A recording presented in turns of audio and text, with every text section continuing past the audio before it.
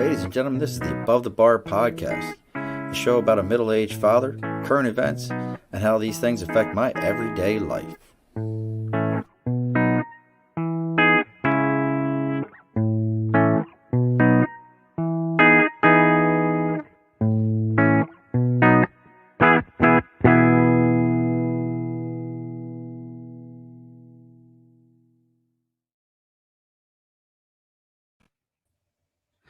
Alrighty, folks, welcome to another episode of the Above the Bar podcast. It's your host, Sean.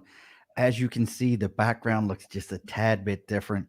We've traveled to the mothership. We're up here in Glens Falls. We came up to see DW, hang out for a little bit. If you missed it, we were just on his show, did it today with DW, so make sure you get a chance to check it out.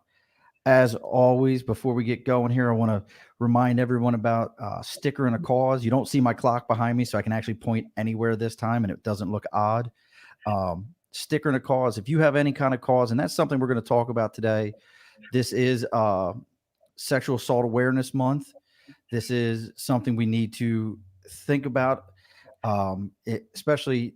It doesn't matter what today's climate is. It's every day. Something you need to think about. But if you have any kind of a cause, whether it's another podcast that you're doing, a sports team, if you've got a sticker, send me a message, slide into my DMs and send me a message. And I will go ahead and read your cause on my show and put that sticker up so that, again, sticker and a cause, everyone gets a chance to see what you've got going on and hear about it. But today we have a very special guest, a very wonderful lady that was so kind enough to come on. And I'll give a little background before Miss Rima, say hello. Hi, everyone. And thank you for having me on your show.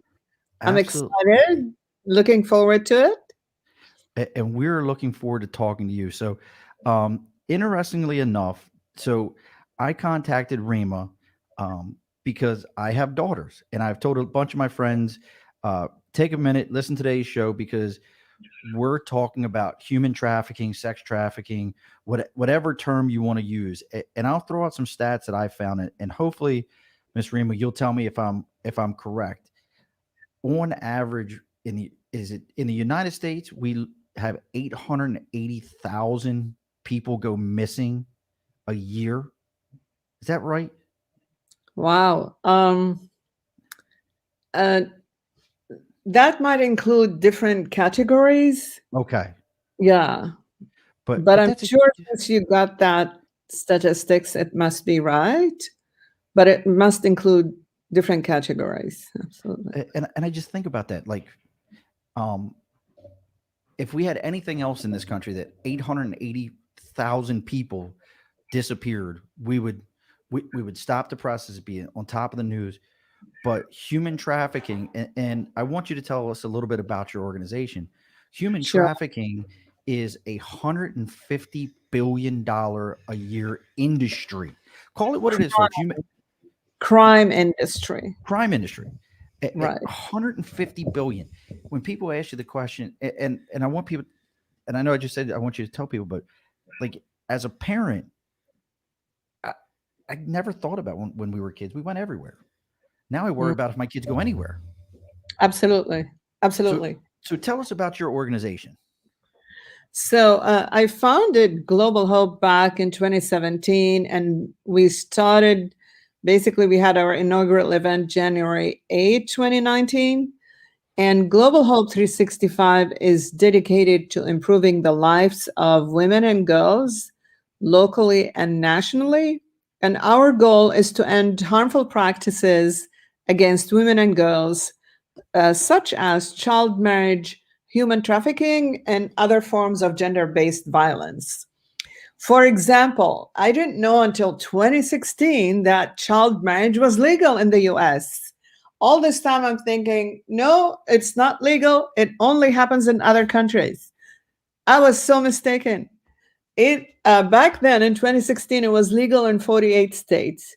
The only states that banned child marriage under 18, no exceptions, were Delaware and New Jersey.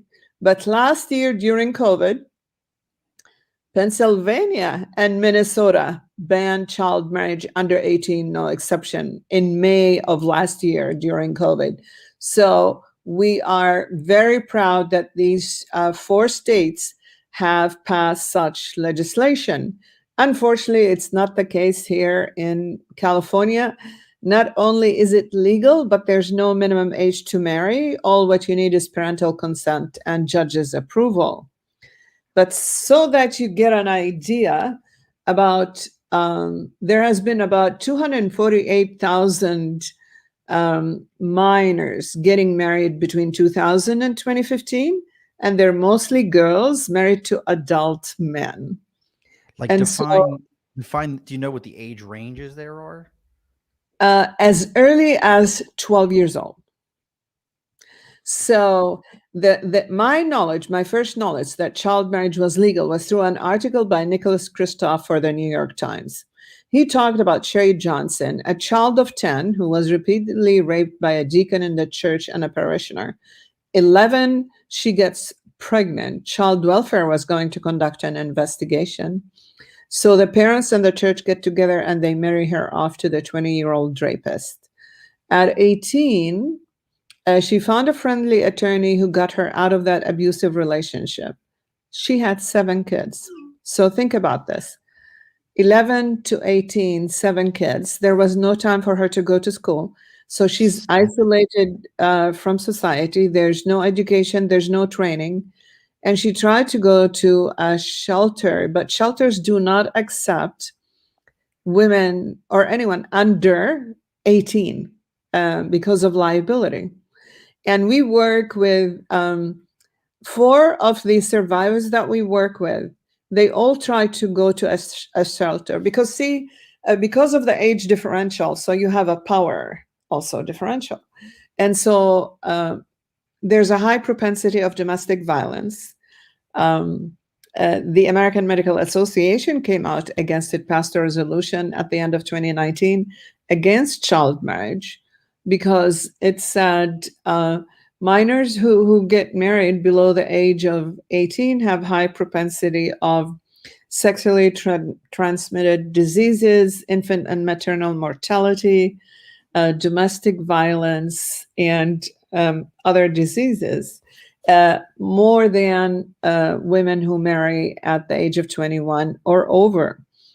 And so when Sherry Johnson received that divorce, and all 4 of the ones we work with have tried to go to a shelter because of the abusive relationship, because of the power differential, the age differential. They were turned away because they were under 18. And so they were told to go back to their parents while we're married.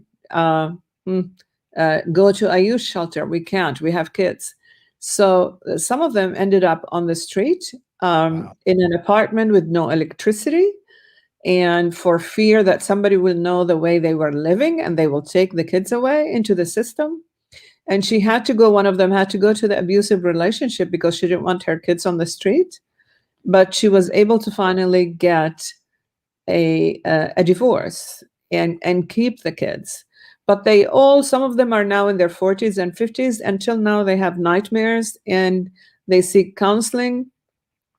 And so they're very active in advocating to change the law in the US nationwide. And so they're working with us here in California, and we work with them in other states too. And Sherry Johnson, she didn't continue to play the victim. She started advocating in Florida, where she's from, to change the law. And she was able, through her advocacy, to change it to 17. They didn't go all the way to 18. That 1 year was just too much. I know. She didn't want her kids or any other kids in Florida to go through what she went through. And so most of the time, a minor getting married, forced to marry because of the parents, sometimes, as I mentioned, it hides a crime of statutory rape. 2 of the survivors we work with, that happened to them. One of them, the parents left her with a friend of theirs. They went out of state. They left her there to continue to school. And she said they left her with her nanny, quote unquote. It was a male. and she was sexually molested, and she became pregnant at 13. She was forced to marry the 38-year-old man by the parents because 38. otherwise they would have faced a child endangerment and child endangerment and abandonment, a crime. And so she was forced to marry. So globally, we have 40 million people in modern day slavery. 25 million of them are in forced labor, and 15 million approximately are in forced marriage. So And wait, so, hold yeah. on for those numbers. Hold on a sec. So go back to, did you say 25 million people are considered in slavery still? Yes, that's globally. Absolutely. I And don't even 50 know how to, in wow. forced marriage, yes. And 1 in every 4 victim of modern day slavery is a child. And so that's why Global Hope 365 is all about preventing future victims from happening, either child marriage or human trafficking, because we don't want anyone, especially women and children, to go through that trauma. And don't get me wrong, victims of human trafficking are also male, they're also young adults. So it's not just females, but also male. And I do 10 to 12 speaking engagements a month to raise awareness. And when I ask people, what do you think is human trafficking? They think that it's all these foreign women that are brought Right. into the Right. US. It's not. 90% of women and girls in sex trafficking are US citizens. Now, is that just in the US or is that globally? No, this is in the US. Okay, in 90 the US. Okay. in the US, 90% of women and girls in sex trafficking are US citizens. Well, because the And so movies make us think it's the other way. they traffic, I know. They trafficked in the same area they live in. And people think it's like the movie Taken, they get kidnapped. It's a very small percentage where women, male or female, get kidnapped. But most of the time, unfortunately, victims are trafficked by the people that are closest to them. They could be parents, siblings, intimate partners, friends, and associates. And so people need to be very careful. And traffickers and pimps do not care, they don't discriminate. And see Because, that I yeah, gotta I want to redefine a term right there because you just said something and it wasn't registering in my head when you kept saying human trafficked and who they are. This is almost more of a level of pimping somebody out, to use a more street terminology for it. But absolutely, but absolutely. that's another side of this and that's why, because I'm sitting here in my head like I couldn't imagine somebody being grabbed and taken across state lines. How could they stay in their own neighborhood, in their own community? Really, it's somebody prostituting them out even. Wow. Right. But the way they approach them these days is through social media, the internet, through social media, through chat rooms, game rooms, messages. I mean, it's phenomenal. They groom them. It's called grooming. So they look out for the people who are unaware of trafficking tactics, right? And they look at unstable or unhappy home life. They look at previous victims of sexual assault. They look at people seeking love or acceptance, and they look for them on social media. So, all these platforms, Facebook, Twitter, Instagram, Snapchat, TikTok, game rooms again, and chat rooms. Twitch, yeah. Our, yes, our young adults need to be very, and children need to be very careful. According to the FBI statistics, more than 50% of victims of online sexual exploitation are between the ages of 12 and 15. So they groom them, they approach them. And the kids, because they see a picture and not the real person, they think it's somebody their own age. So they start responding, and then they ask them to do, once they get them to trust them, or becoming their friend or a father figure, depending on what's missing in their life, or a boyfriend or something else. So they groom them, they get them to trust them, and then they start asking them to do things that they shouldn't be doing. What do you mean? Uh, okay, have you heard of sexting and sextortion? Yes. Yeah. Now I have, but for the audience, for somebody who For the may not have audience. heard, Okay. what is that terms? Okay, sexting is when somebody across the screen says, "Hey, can you basically take your clothes off for me?" Because they think it's someone sometimes their own age, then some of the young adults and children do it. And then they take videos of them and pictures, and then they ask them to meet them outside and not to let the parents know, right? Right. And because they said, oh, they don't trust you, they don't let you go out or something like that. We can just meet. You trust me, right? I'm your friend.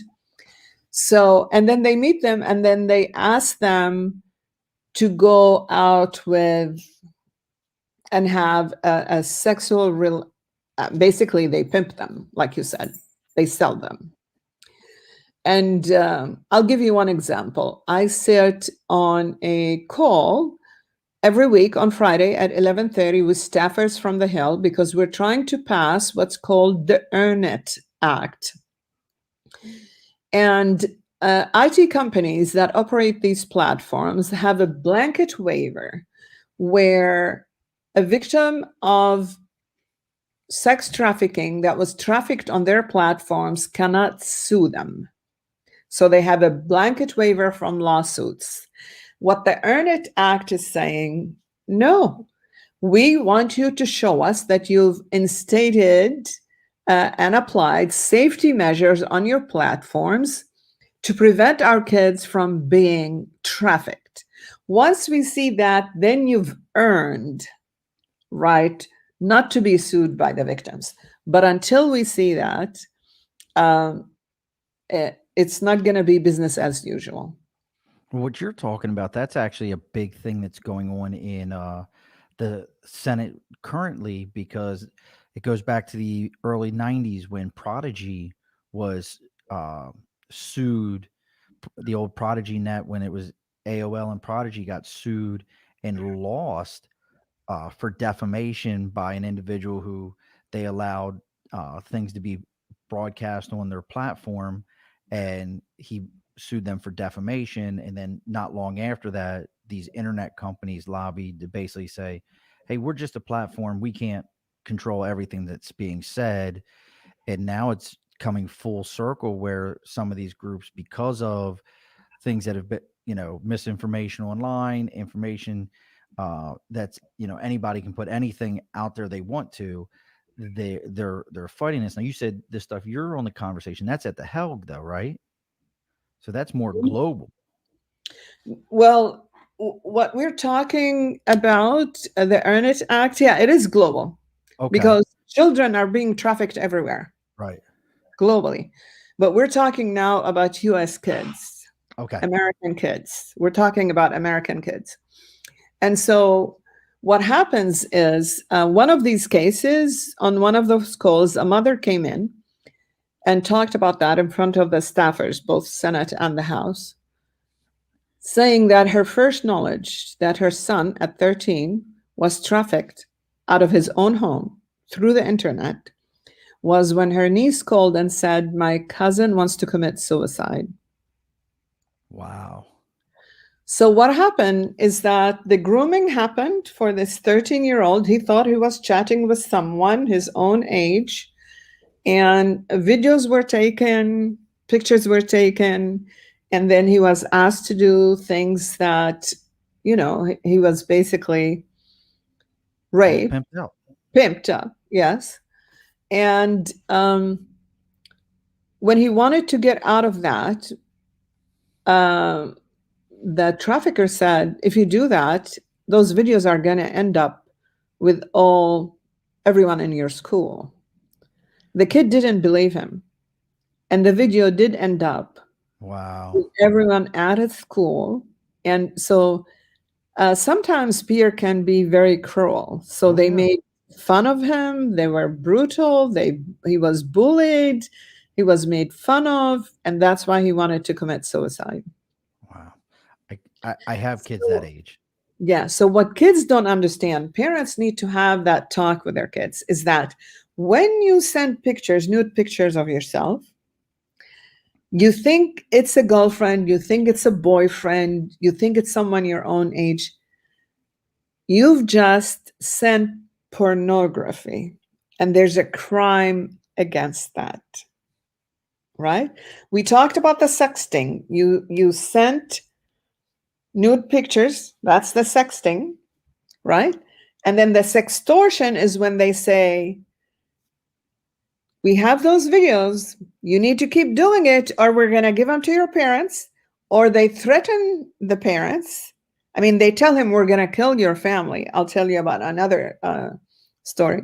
Or in this instance, they said, it's going to go to everyone in your school. And it did. Wow. What these kids don't understand is that once they sent that text, right, that nude picture, is that now it's a crime. It's a felony. Really, felony? They may be charged, and they have to register as a sex offender at the young, tender age that they're in, which is going to affect their college, the college that they want to go in, and their future employment. And most kids, a lot of kids are sent unwanted pornography to their, they are sent to their cell phones or chats or messaging. Oh, yes. They're sent unwanted pornography. And statistics tell you that 61% of them have chatted back with that person they don't know, which leads again to grooming. Once they respond, then they start reeling in the line. Or let's say on Facebook or Instagram, they'll start by saying, you are so beautiful. Once you respond and say, thank you. Game on. Game on, like you said. Yeah, absolutely. So they start. Another example, I was a keynote speaker at the International Association of Insurance Professionals here in California. And when I finished my presentation about child marriage and human trafficking, one of the attendees came to me and she said her niece was trafficked. Now, did she know she was trafficked beforehand, or was it your explanation of what trafficking is? No, she knew before. She knew before. Okay. Because here's what happened. And that's why I said traffickers don't care about your race, ethnicity, religion, socioeconomic background. They don't care. A trafficker or a pimp working two girls, from what I understand from some sources, can make $800,000 a year cash. And please, people, don't get any ideas. Don't get any ideas. 800,000 cash. That's why it's $150 billion crime industry, and it's the fastest growing.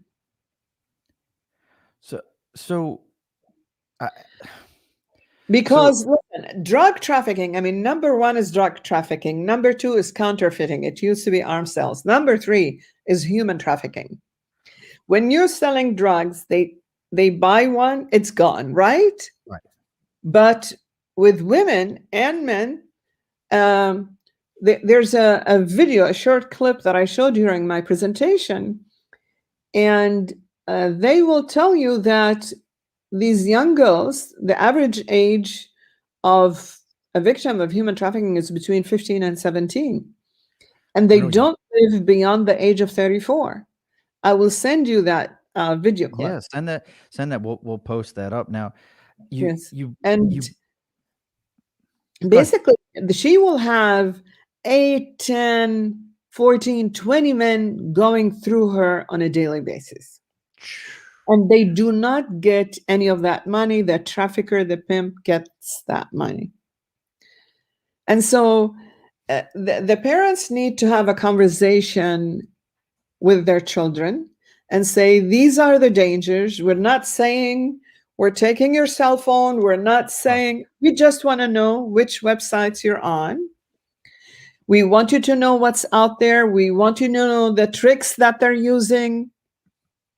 And if these things, here's some red flags, and I want you to be able to tell me anything. There's no shaming. There's nothing. Just, I want you to be safe to tell me whatever is happening to you. See, now you hearing it from this angle, and when you and I first communicated, I told you why I was interested in speaking to you was I have daughters, one of which, who's 25, and she used to, she would tell her mother and I, well, we're going to Puerto Rico. I'm going to this country. I'm going to that country. Well, where are you staying? We're sleeping on the beach. And I had the mentality of, like you said, the movie Taken. Like, at any minute, I'm gonna get a phone call that's like, "Dad, I'm under the couch," and I'm gonna be like, "Where are they? Tell me." Like, and go through this whole thing, and that's my mentality. My mentality wasn't, no, it's somebody 2 streets over that you have no idea is doing this, and they're gonna traffic your child right there in your community, and I'll they're tell gonna you make another example. Traffickers and pimps are in our high schools and middle schools. Excuse me? They are in our high schools and middle schools. They'll wait outside in a car, look for for the young girl who's walking alone because they know she's not part of a group. So there's a case of self-esteem there going on. And they groom them. And then they get raped, and then they're put into sex trafficking. And so here's some statistics. Around 20% of parents do not supervise their children's internet use at all. 52% of the parents moderately supervise the internet use by their children. But 71% stop supervising the use of their children of the internet after the age of 14. Yet 72% of all internet-related missing children cases happen between involved children who are 15 years or older. Wow. And there are applications out there that parents can use. I'm sorry. Tell them you're on a show. Tell them you're at the bar right now. You can't talk to them. I actually put my phone on do not disturb, so I'm sorry about that. I can't believe this is happening. Rima, it's okay. I thought it was funnier just to say, tell them you're at the bar right now. You can't talk to them. You've bellied up to the bar. You cannot have this conversation. You've bellied up to the bar. You can't have this. Another thing of those Zoom moments is right. Well, at least you don't look like a cat. You don't have a giant cat head on right now, like the lawyer that had the cat head. So, but all these different things, and I guess I never put it, and again, some of the stats you're talking about, and that 90% of the ones trafficked in the United States are American. Initially you think about it and you think, no way, I watched those movies. It's crates full of women from Asia or South America. No way, they're not Americans. We would never allow these things to happen. It's just mind-boggling. Now, a little bit on you for a moment.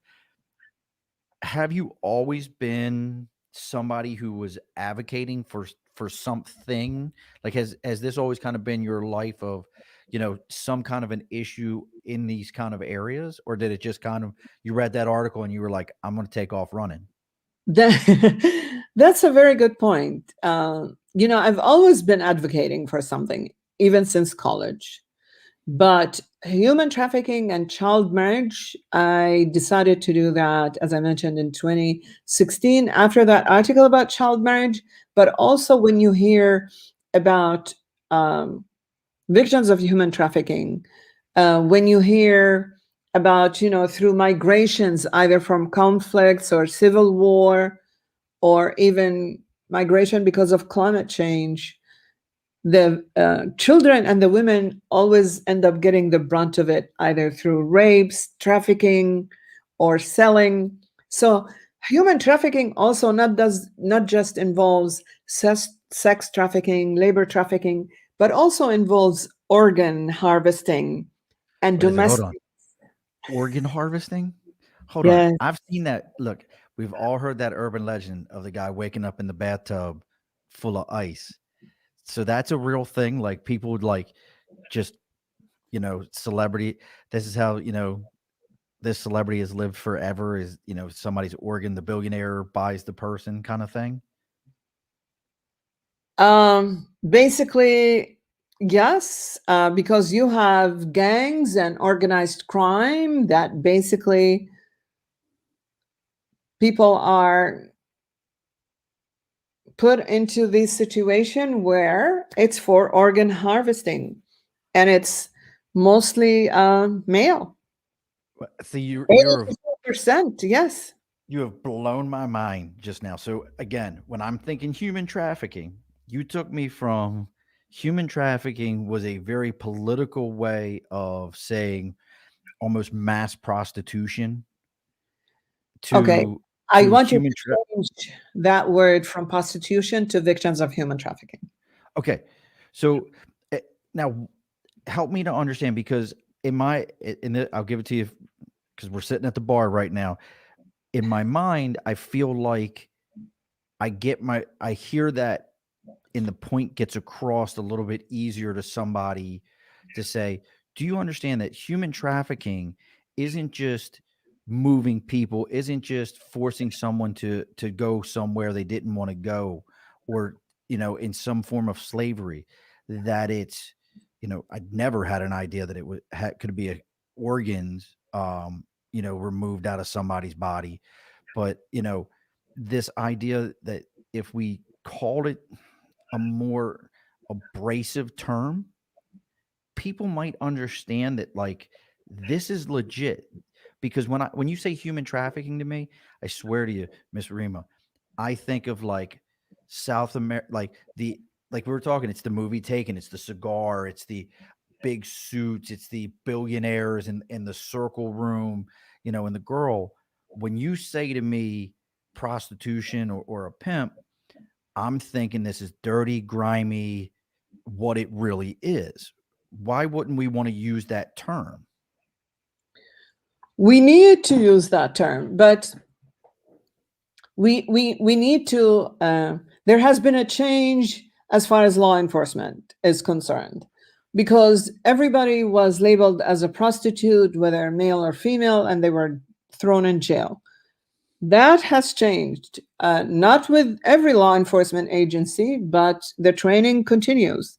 They are now victims of human trafficking, and they need to be treated as victims. So there's a lot of organizations that trying to help those survivors of human trafficking, be it labor, sex, or domestic servitude, help them pick up the pieces and restart their life. We I'm want to stop any future. We need to raise awareness, educate the public in order to stop future victims from happening. So how do we do that? We can look at some of the warning signs. For example, teachers and parents are asked to look for some of these things. If someone is missing school frequently, signs of drug use, new and expensive items purchased, new or multiple cell phones, changes in behavior. You need to be intuitive with your kids. Disinterest in activities that they used to be interested with. They're avoiding eye contact. Homelessness, a habitual runaway, physical injuries, all malnourishment. I was a speaker at one of the events here, Another speaker was a victim of human trafficking. She moved with her mother from Hawaii to California. They were staying with the uncle. She was sexually abused by the uncle, and he basically pimped her. She said, while all the kids were going home to have dinner and do homework, I needed to hit the street and bring in a certain amount of dollars at the end of the day. No one in school until my senior year, a counselor said, "Oh, what are those bruises on your arms?" Finally, somebody said something. Finally, somebody noticed. So we need to be intuitive. We need to keep our eyes open. It's hidden. Human trafficking is hidden in plain sight. Only 10%. I'm a member of the Orange County Human Trafficking Task Force. And the Sergeant Juan Reveles from Anaheim PD, assigned to the task force, told me early on, only 10% of trafficking is happening on the streets, victims of human trafficking, all right? The rest of it is in hospitality industry, hotels, motels, in home brothels, in massage parlors, in nail salons. So we need to be very careful. We had a deputy attorney general as a speaker in one of our coffee meetups, and we have one coming up this Saturday. And she said, we all have responsibility. She said, including myself. I drive to my mailbox and pick up my mail. No, I should walk. I should look at the homes around me. I should look at my neighbors. If I can see anything out of the ordinary, then I need to basically get to the bottom of it. Another Rima, you got a question there from Jeanette. Jeanette wants to know, do you ever just feel overwhelmed by what you and other organizations are against? I mean, you're talking about $150 billion yes. industry. And I hate to keep using that. It is a crime syndicate, it's a crime industry. But when you think about it, you can't tell me with that kind of money, and I don't want to get into the political side of it, but there's not pockets being touched, people of influential natures that even though you're speaking, they're going, this is horrible, as they're peeling off bills into their pockets. Like, how does that make you feel? So I was a speaker yesterday at the Los Angeles Interreligious Council. It's an umbrella group of all religions. And the first question I was asked by the Swami, who was the head of that group, is, how can you keep sane considering Yeah. the what you're working in? And I said, it is tough. You need to have blinders on so you're not distracted. And the target is, we need to reach out, raise awareness among so many people. I do speaking engagements in schools, in houses of worship, organizations, Rotaries, Kiwanis, everywhere, public schools, private schools, charter schools. I speak everywhere. But there's also a human trafficking prevention program or training program that you use. But there are times where I'm like, I can't take this anymore. A friend of mine, there's an equestrian center like 10 minutes away from my house, and she rents a horse there and takes care of it. I go sit there and just gets the healing energy from the horses and from nature. Nice. I sit there for an hour, 2 hours until I can settle down, go for a hike, and then come back. Just Because zen out. yes, I have to. I'm reading about pornography and the effects of it is on our kids. That's another story. I will send you that article also. Yes, please. That's another story. That will turn your hair gray and put it on fire. But let's go to the other warning signs. Yes. Because what's happening now, this increase in demand for children, and the younger the better, we hear about it. Members of Congress, members of the British royal family. Oh yeah, that was case. It's everywhere, and they want them now, the younger the better. And because of the prevalence of pornography and how frequently our kids are watching pornography because they're making it easy for them to watch it. And so they become desensitized. The males started acting a certain way. What they see, they think this is the normal way of treating a female. And what the female sees is, oh, this is how I should be acting because that's what they're seeing all the time. And so now it's the younger, the better. But let's go to the warning signs because we Yes. can go in tangents. I mean, there's just I get there's just so much to this. Like I have so There many is. questions. I want to hear the warning signs, but I gotta ask you because you know, give me the warning signs because I have one big question. I want to hear Okay. your thoughts on, but go give me these warning signs, please. Okay. So let's go. The presence of an older or controlling partner. Knowledge of the trafficking industry and slang, or graphic or inappropriate online profile. Offer of a high paying job that is too good to be true. This deputy attorney general from our state used to work with foster kids. And one kid was trafficked because she saw that her friend has a new phone, iPhone, and an iWatch. And she said, "Oh, where did you get those? You know, I have a job. What is your job? I'm a runner for a businessman. How did you get that job? Through an interview, and your GPA has to be high." And she said, they groom them how to approach these kids and bring them also into sex trafficking. And she said, but your GPA is not that high. She said, I went for an interview. How can I go through the interview? I'll set it up for you. She gets raped during the interview and put into sex trafficking. Another example. That's why I want all parents to have a talk with their kids. Unfortunately, these things are happening. Very rich kid, her in school, her friend says, my dad and I can take you home. She disappeared for 6 months. That Oh, wasn't the dad's girl. Because the father was, the parents were so rich, they hired a private investigator. They found the kid after 6 months, but she's been raped and put into sex right. She's been trafficking. abused for like. Oh, Yeah, yeah. So the young lady that I told you about, the one, when they approached me after my presentation at the International Association of Insurance Professionals, the mother was a physician, the father a lawyer. They live here in California. She went to Georgia for school. They approached her with the classical thing: "You are so beautiful. We're going to make you a model."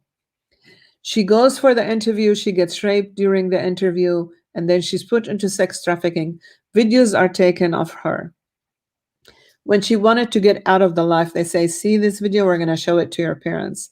So there is a feeling of shame. That's why I said, when the parents talk to the kids, they say, you need to be comfortable that no matter what happens to you, whatever question you have, you feel safe. You're safe when you come to me and talk to me about it, and I will help. There will be no shaming. There will be no finger pointing. I'm here to help.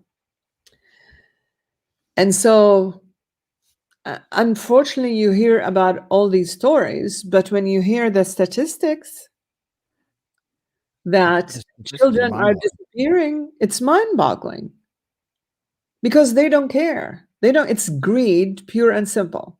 It's greed, pure and simple. And so we need to be vigilant. We need to have this honest conversation with our kids. There are online applications that you can use. So, in order to filter certain websites, and it's in that Action Center document that we sent you. Yep.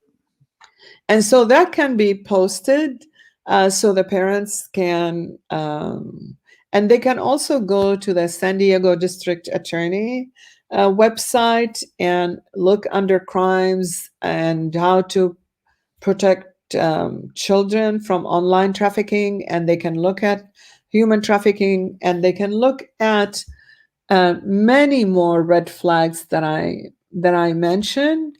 But if something doesn't feel right or doesn't look right, then most probably it's not right. So Looks when like a that duck quacking girl, a duck. yeah. So when that girl said, "Oh, the iWatch, I'm a runner for this." Yeah, iWatch and iPhone, and you're a runner for a business person. What happens is that when those kids want to get out of the life, the trafficker will say, "Bring me two more." Right. We were told that by that speaker that we had, who's helped survivors, young kids, and they'll say, "Bring me two more, and you can leave this life," but they never leave the life. The other thing is we had a summit, and September 14, 2019, our first summit, Human Trafficking and Child Marriage, and I had the chief of police from San Diego. And he basically told everyone about the challenge that they have because the traffickers and the pimps groom them and they get them to trust them and they get them to love them. Sometimes the victims will not turn on that pimp and trafficker. So it's very difficult to prosecute them. It's funny you mentioned that. So right now, what is it? The U.S. Marshal Service is doing is a lot of people don't realize this. They're going and looking for missing children. They're Yes. probably the lead organization in the United States right now that is out there looking for these kids, rescuing these missing children, taking them out of these situations. Sometimes it's a parent who shouldn't have have kidnapped their own children, or it's these sex trafficking situations. But read an article probably a couple of months ago where they were talking about, I think it was Nashville. They had like rescued like 200 and some kids. It was like a huge number. Like it was this monstrous number. But then they started talking that some of these kids are being pulled out of these situations two, three, four times because, like you said, they're going back to their trafficker. We again, look at you saw that. Saw what term I used, trafficker. They're going back to their trafficker because, like you said, they feel like that's a better environment for them. That's a better situation than even going home. Like I can't even again. It doesn't register in my head how that works. It depends on the life that they were living in. And because they get them to trust them and think, they get them to think that they love them and they have their best interest at heart, and that their parents don't love them and they don't care what happens to them, but they do, and they will take care of them.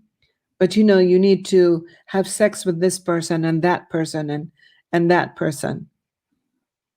And remember, they're shaming, and they also get them addicted to drugs and alcohol and use violence. There's so many ways to control, not just the psychological means, but also getting them addicted to drugs and alcohol and using violence against them.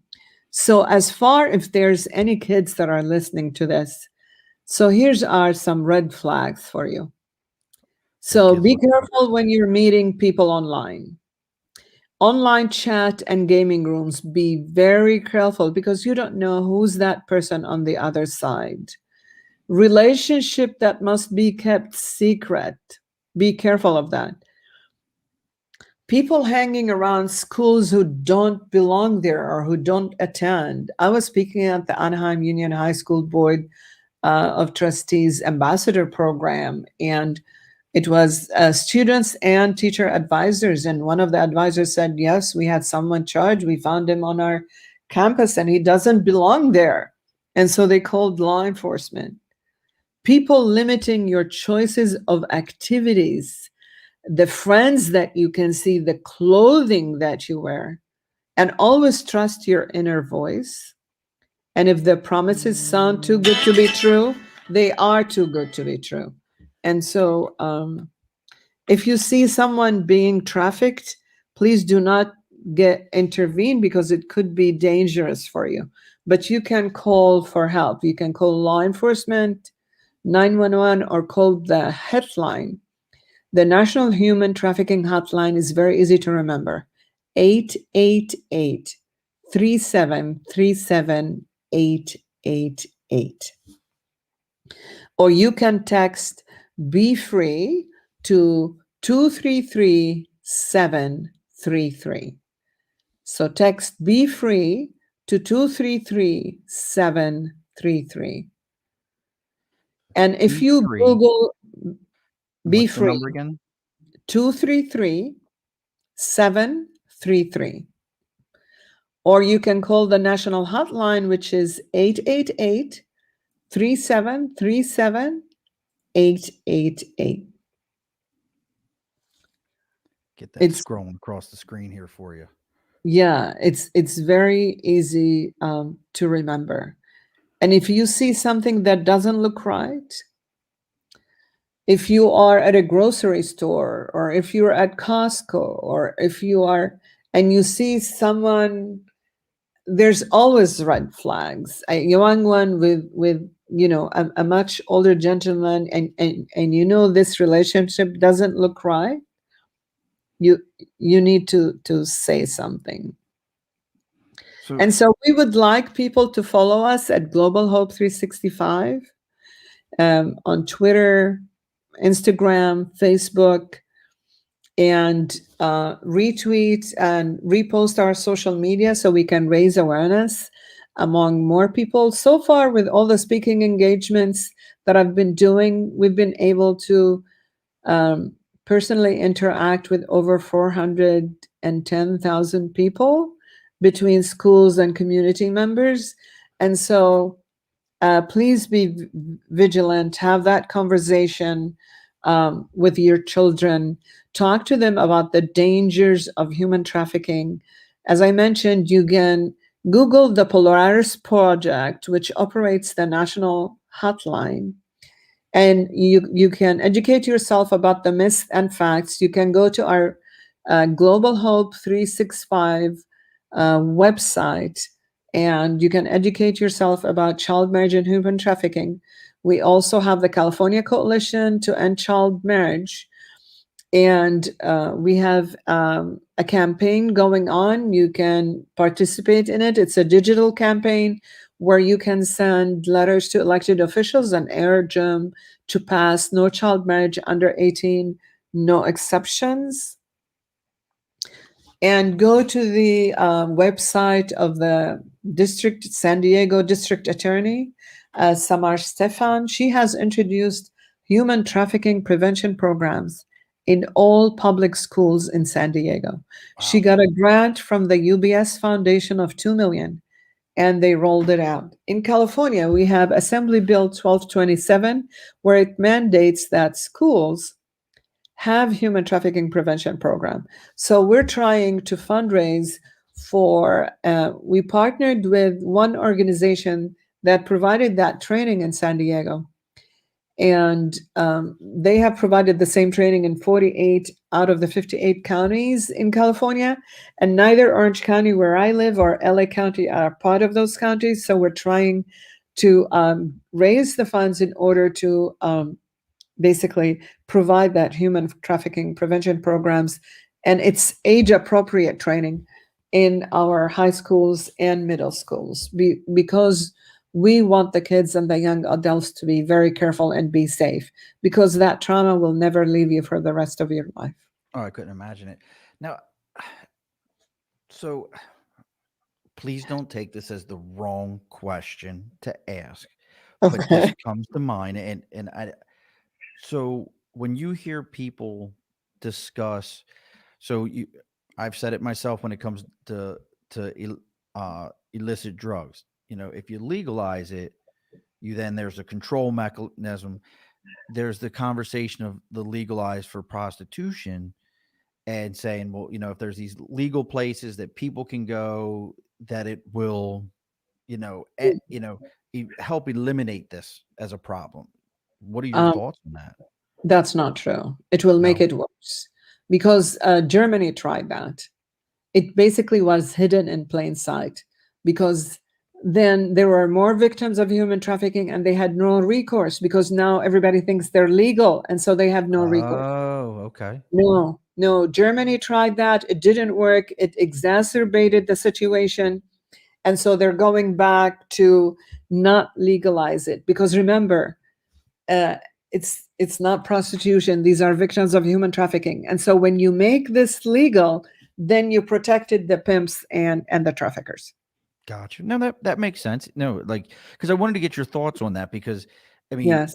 you've already enlightened me What on we so want to many things. do, what we want to do is punish demand because it's a demand and supply equation. If we can reduce the demand, then the supply will organically be reduced. For someone to be charged with basically buying sex with a victim of human trafficking, it's a misdemeanor. How can that be a misdemeanor? It needs to be a felony. So we need to punish demand. They did a sting operation here in Anaheim where Disneyland is the happiest place on earth.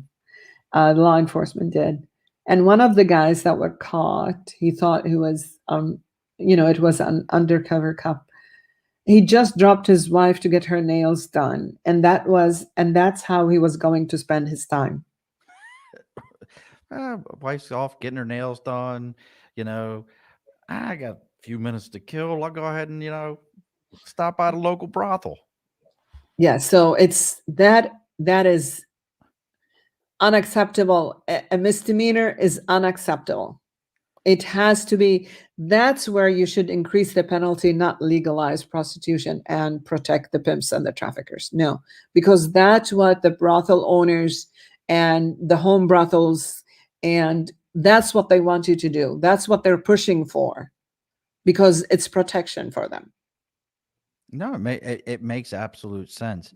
So if people want more information, we've got the hotline going across here. If you know someone, you feel that there's a situation, 888-373-7888, or they can text the words "be free" to 233-733.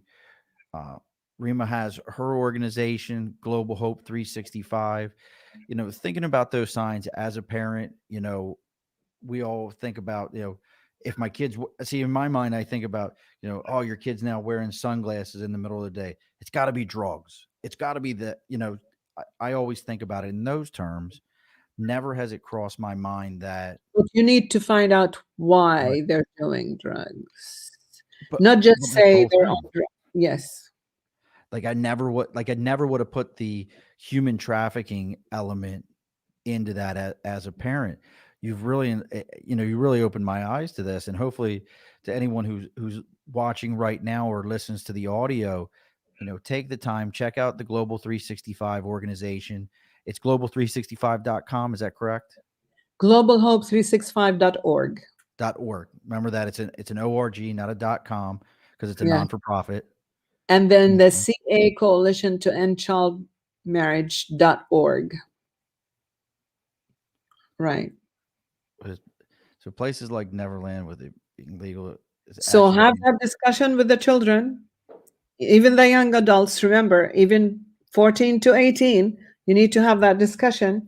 The dangers that are out there, knowing which internet sites they're on, and limiting the time and limiting, basically have the computer or laptop in a public area in the house, telling them about the dangers out there, and that if somebody approaches them, feel free to come and talk to you, and there will be no finger pointing, there's no shaming, but we want them to be safe. uh, Miss Rima, I greatly appreciate your time and this information. I mean, this has really been very enlightening to me. Um, any upcoming events, anything where people could find you if they wanted to hear more of you speaking on this information? We're all right now. I'm on the right coast, and you're gonna have to remind me when we get done here. I got to introduce you to somebody in San Diego who is a good buddy of mine. Have you ever heard of California? Cali Comfort Barbecue. Yeah. Well, that's a good buddy of mine, Sean Walchef. Okay. He has a show and he's in San Diego, and probably one of the more powerful, motivating people to listen talk. And I think you and him would hit it off great. So remind me, I have to set an email chain between the two of you. But Awesome. We have an event coming up this Saturday. It's at 10 a.m. Pacific time. And it's ticketed event. And our speaker has spent 30 years with LAPD, and the most recent one being sergeant in the Vice unit. She is the director of law enforcement training and survivor services, victim services of the National Center on Sexual Exploitation. And we're going to have a behind the scene talks about similar to what we're talking about. What has she encountered as LAPD with Vice? What are the things that, people need to watch for? Why are we not prosecuting more traffickers and pimps, and why are we going easy on the demand part? Why are we not punishing demand? And what's the effect of pornography in our kids, which leads to sex trafficking and human trafficking? We're going to have an hour discussion. It's from 10 to 11. And you can do that by going to our Global Hope website under donate, and you'll see the last event is that event, basically. And you can get a ticket, and that money will go towards funding that human trafficking prevention program. I mean, it's a $20 ticket, and there's sponsorships also, but it all's going towards raising awareness, saving lives. Well, we really appreciate you coming on, folks. Folks, as you're listening to today's show, please make comments. If you listen to the audio, please take your time, look into this. Normally we belly up to the bar and we talk about different types of things and different topics, but this is one, as all of us that are parents out there, I feel we needed to talk about. We needed to discuss this fact that this is something out there. You're already getting some thank yous. This is my super fan, Jeanette. She says, "Thank you. You are a hero." And I got to agree with her, Miss Rima. This is not a topic that most people want to go ahead and jump on. It's that holy hand grenade. Nobody wants to jump on this because when it's all said and done, it's never going to work out for them. I really appreciate your time, folks. If you're liking what you're hearing, please share this. Please subscribe to our whatever platform you're listening to. Please go look up Miss Rima. She is on Instagram. We tagged her on a couple of things. We tagged Global Hope 365. So please follow them for more information. You can always reach us here at our Instagram is at Above the Bar Podcast, Twitter at Above the Bar 4, email the Above the Bar Podcast at gmail.com. You can always find us on all those locations. Next week's show, we got the Pick podcast on.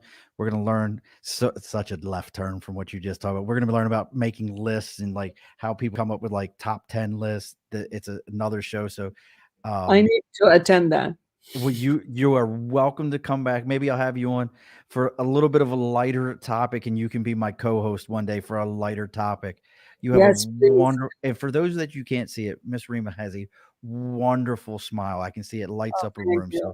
So we appreciate you having you on here. Now, remember, when we get ready to close this up here in a moment, don't run off on me. We got to talk for a couple of minutes. All Absolutely. Right, Miss Rima, you get the final word here. What you got for us? Thank you so much for having me as a guest on your show and helping us raise awareness with more people and possibly save lives. Thank you so much. We appreciate having you, and be sure to push your stool in, folks. This has been an Earplug Podcast presentation, found on earplugpodcast.com, iTunes, SoundCloud, and wherever your favorite podcasts are found.